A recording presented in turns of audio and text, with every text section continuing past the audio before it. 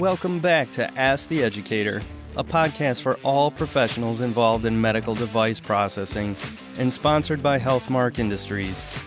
The education team here at Healthmark has 280 years of combined experience in areas ranging from sterile processing, endoscopy, OR, biomed, to hospital and industry leadership. Our goal is to leverage our collective experience to answer one of your questions each episode, giving you the practical tips you need to succeed in the evolving world of device processing. My name is Kevin Anderson, clinical educator here at Healthmark, and I will be your host. Let's get started. Hey everyone, welcome back. Kevin Anderson here again with you on New Year's Eve 2020. Wow, what a year it's been. As many of us do around this time of year, I've been reflecting on this year as a whole, and I've been thinking about what would be valuable to talk about. And today, I decided to talk about education. A new year often brings a refreshed sense of purpose, a restart in a way, and I invite you to take a few minutes to think about education in your life. So much is changing at light speed in sterile processing. Education keeps us moving forward in an industry that we are constantly learning so much about. And it can help keep our purpose focused, whether you're a technician, supervisor, manager, educator, maybe you're a director, or maybe you're in sales or infection control. But whatever your title is, we can all make plans to do two things: further educate ourselves and help educate others.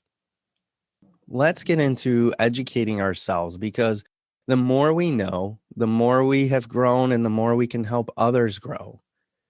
So here are a few things that I've learned. We have plenty of opportunities every single day to educate ourselves. First, you might look at troubleshooting problems, right? In our day-to-day work, many times we're troubleshooting problems, and these become opportunities for knowledge. If you have equipment that breaks down and you have to call the clinical engineering team or the service or even a rep, we often have so much work piled up that we don't take the time to watch and ask questions when they come to help. A stitch in time saves 9, as they say, right? Ask them what they fixed. What was the underlying cause? How did they fix it? Be curious. Another opportunity would be to utilize educators and sales reps. I have to give a huge shout out here to Stephen Kovac and Ralph Basile. I didn't know Stephen at all before I went to manage sterile processing. This is a guy who took his time to help me learn, and he was excited about it. He was excited about this industry and what he knew and how he could share it with me. It was infectious. I learned about bore scopes and shaver hand pieces and all the different brushes that you need for them. I learned about Sonocheck for ultrasonics. Ralph was also a constant resource and really helped me navigate all the different brushes. There's so many, right? They were both in my team's corner, and it was so valuable. Find those great sales reps or those educators and glean whatever you can from them. Take the time to get to know them instead of maybe avoiding them. Answer that phone call. Try to learn whatever you can from them. Another opportunity is looking into those IFUs, or the instructions for use, as we say. I know we are busy, but everyone should take the time to look at IFUs. I mean, really read them. You want to know if you're compliant with them. Don't just look for the sterilization parameters, knowing how long to sterilize and dry is just one component. But look at how you clean it. How are you supposed to inspect it? How do you know it's working? How do you know how to package it and store it? This is all so important. If you don't know, IFUs can be found in the packaging of the device. Usually they might be online on the manufacturer's website. At least for Healthmark, they're right there on the website. And they also can be found on a computer program called OneSource that many health systems buy. And if all of those fail, then you might have to actually call the manufacturer and ask them to send you the IFUs. Another opportunity to learn is to ask each other. You might latch on to some of the veterans in your department.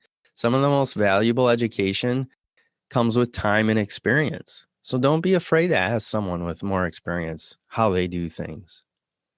And shadow in the operating room, there's another opportunity. There's so much value in learning how these devices are used. And a bonus is that you get to know some of the OR employees, maybe even on a more personal level. Another free way to expand your education that you may not even realize exists are health system classes, and they're usually available to anyone who wants to take them. See if your health system offers classes in Microsoft Word or Excel or in leadership or in anything else you might be interested in. And I know in my former facility, we would go in and we had mandatory education that we would go through a program called HealthStream. Well, inside that HealthStream program, we could actually look up elective classes that we might be interested in, and we could just sign up for them. It didn't matter if you were a leader or not. You just sign up for them and you work it around your work schedule and away you go. But there's a lot of potential value in there that people don't know about. Another way to educate yourself are through CEs and certification. You know, you might already know about these, but I just want to put them out there because they're so important. Attend webinars, play the games. Healthmark offers many ways to earn CEs, and there are also many other avenues. If you're anything like me, you might need reminders to keep your CEs organized. So know how many you need and when. If you're a tech or a CS manager, make plans this year to get certified if you're not already. There are 4 main certifications offered through ISHM and CBSPD. So if you don't have any, I encourage you to get one. And if you need information about how to get started, feel free to email me at asktheeducator@hmark.com. I'd be happy to help you get going. The most important part about obtaining CEs and certification is that you actually do something with what you're learning. Execution is always better than just head knowledge. So if you have all the certifications, what are you going to do? Think about tapping into a resource that most health systems offer: tuition reimbursement for college. We all know techs and supervisors and managers aren't getting the pay that they wish for, but this is a way to give yourself a raise. It's free money and free education for those who are able and are willing to take it. You might even be able to find something different out there that you aren't aware of, like a fellowship that you could apply for. I'll give you one example. I was able to become a fellow in the Henry Ford Innovation Institute's Davidson Fellowship Program. And wow, what a valuable experience.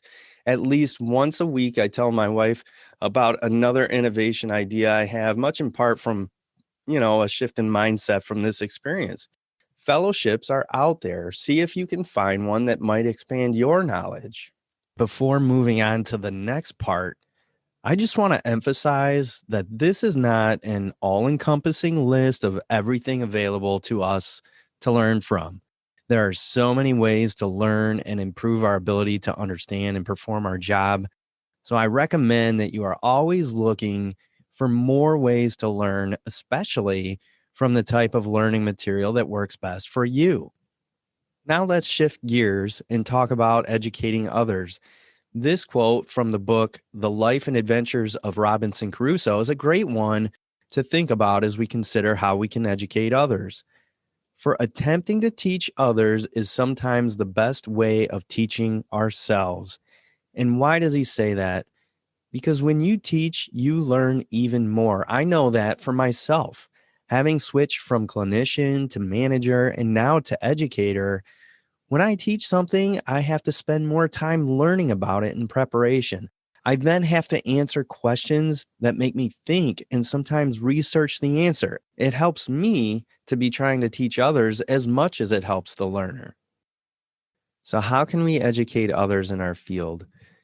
One way is to offer to precept new employees, or similarly, offer to mentor a new leader. This is such a rewarding experience. And when I was a new manager, I was blessed to have great techs to teach me the practical ropes and great leaders to talk me through managerial issues. Maybe it's time that you're that person for someone. You have a lot to offer. Think about it. How can you make what you know more available to others this year? Another way to help educate others, offer to give updates in OR meetings or maybe infection control committees or other pertinent avenues, whatever those are in your facility. Speak on behalf of your department. Help them understand some new IFUs. Is there an ongoing problem you've been having and you're feeling tension maybe between you and the OR? Get there, talk to them, help them understand why it might be taking so long to turn around instruments, or why you can't just flash on command, or whatever the issue is. Working together to solve problems is often just about taking the time to educate each other and understand the whole picture so you can come up with solutions together. To educate others, you could also submit to present at a local ISHM chapter meeting or even a conference. You know, as we experience things, we learn a lot in our unique situations that would be very valuable to teach and help others learning around the industry. And in 2020, with everything happening the way it did, a lot of these chapter meetings and conferences became virtual, making them more accessible.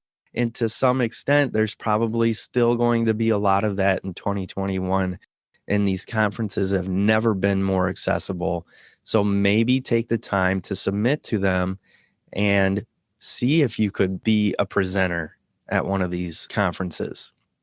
Maybe that's not your thing. Maybe speaking isn't your thing. Maybe you can try writing something so you could start a blog. Or maybe it's easier for you to speak, but in a more controlled setting. Maybe you want to start your own podcast. Maybe none of those are your thing. Maybe you should just start networking. How do you network? Well, right now there's so many tools, and one of the biggest ones and easiest ones to use is LinkedIn. Find me on LinkedIn. I'd love to get to know you. Find others in the industry and connect with them.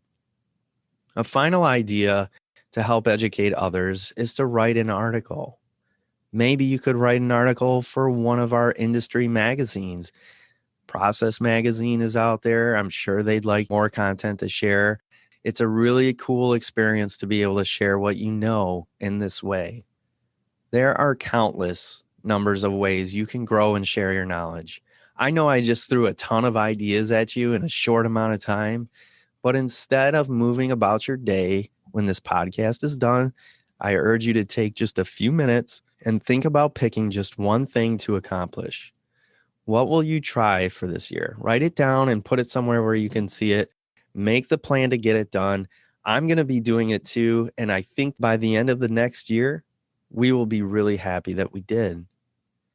Maybe you have some more ideas or more advice about how we can educate ourselves or others. Let us know your thoughts about it at asktheeducator@hmark.com. That's our email address. Send us an email. Let us know what you think. We'd love to hear from you. Thank you so much for joining me on this podcast today. From all of us here in the HealthMark family, we would like to wish you and yours a safe, healthy, fruitful, and very happy new year. Let's all learn and impart something valuable this coming year. Happy 2021, everyone, and thank you for listening. All opinions expressed on this show are those of the presenters. Before using any medical device, it is important to review the device manufacturer's instructions for use.